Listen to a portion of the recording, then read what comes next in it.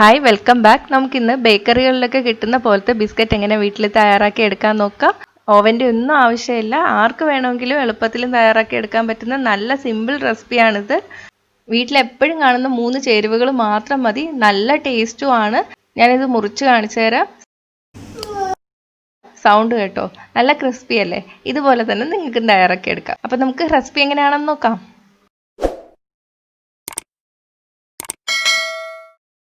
അപ്പോൾ ഇത് തയ്യാറാക്കാൻ വേണ്ടിയിട്ട് ഞാനിവിടെ 1/4 കപ്പ് മാവാണ് എടുത്തിരിക്കുന്നത്. ഞാൻ എടുത്തിരിക്കുന്ന 1 കപ്പ് 240 ml ആണ്.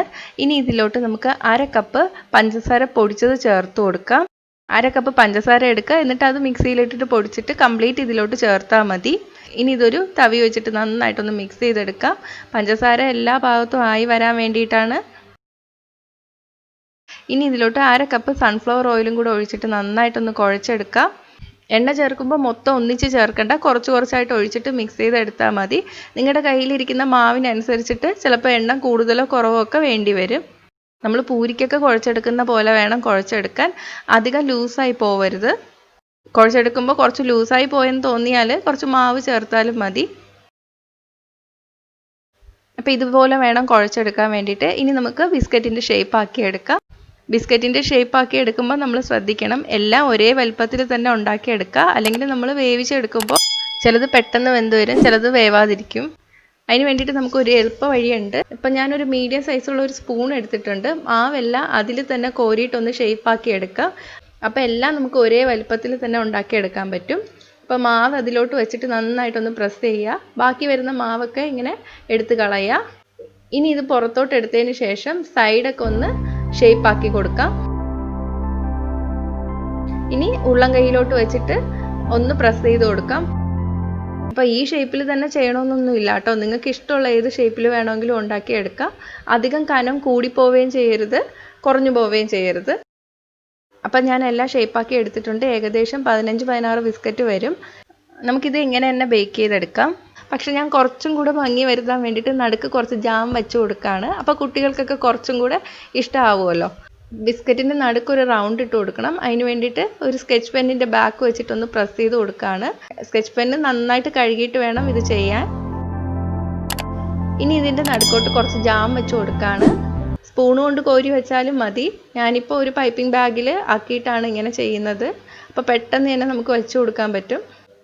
ആ വൈറ്റും ബ്രെഡും കൂടെ ആയപ്പോൾ എന്ത് ഭംഗിയല്ലേ കാണാൻ. ജാം ഓപ്ഷണലാണ്, ഉണ്ടെങ്കിൽ മാത്രം ചെയ്താൽ മതി. ഇനി നമുക്കിത് ബേക്ക് ചെയ്തെടുക്കാം. ട്രേ ഉണ്ടെങ്കിൽ ട്രേയിൽ വെച്ചാലും മതി. ഞാനിപ്പോൾ കേക്ക് ടിന്നാണ് എടുത്തിരിക്കുന്നത്. കേക്ക് ടിന്നാണെങ്കിലും ട്രേ ആണെങ്കിലും നമ്മളൊരു ബട്ടർ പേപ്പർ വെച്ചിട്ട് അതിൻ്റെ പുറത്തെ ബിസ്ക്കറ്റ് വെച്ച് കൊടുക്കാവൂ. അങ്ങനെ ചെയ്യുമ്പോൾ നമുക്ക് പെട്ടെന്ന് തന്നെ ഇളക്കിയെടുക്കാൻ പറ്റും. ഇനി ഇത് നമുക്ക് ബേക്ക് ചെയ്തെടുക്കാം.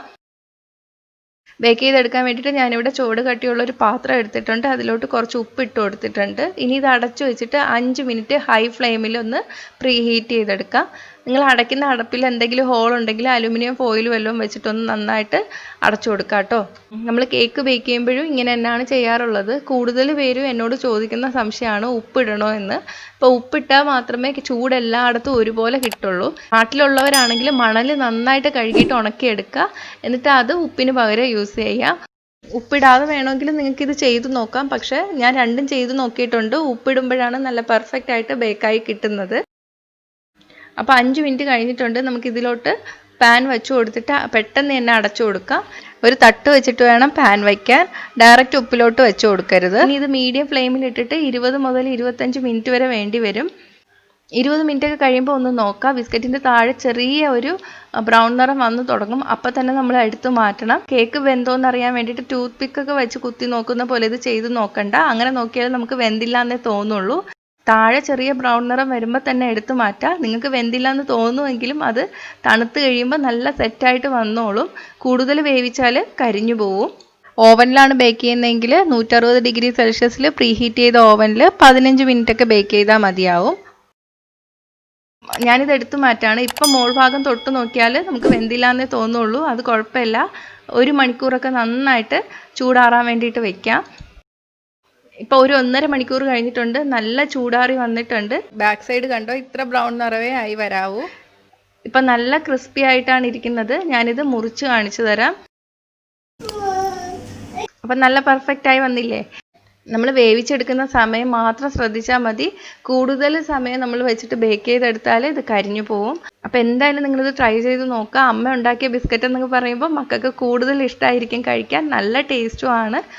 അപ്പോൾ ട്രൈ ചെയ്ത് നോക്കിയിട്ട് നിങ്ങളുടെ അഭിപ്രായം കമൻറ്റ് ചെയ്യുക. ഇഷ്ടമായെങ്കിൽ ലൈക്കും ഷെയറും ചെയ്യുക. ഇഷ്ടപ്പെട്ടില്ലെങ്കിൽ ഡിസ്ലൈക്കും ചെയ്യുക. കൂടുതൽ റെസിപ്പികൾക്കായിട്ട് ചാനൽ ഇതുവരെ സബ്സ്ക്രൈബ് ചെയ്തിട്ടില്ലെങ്കിൽ സബ്സ്ക്രൈബ് ചെയ്യാൻ മറക്കല്ലേ. അപ്പോൾ അടുത്തൊരു നല്ല റെസിപ്പി ആയിട്ട് കാണാം. ബൈ.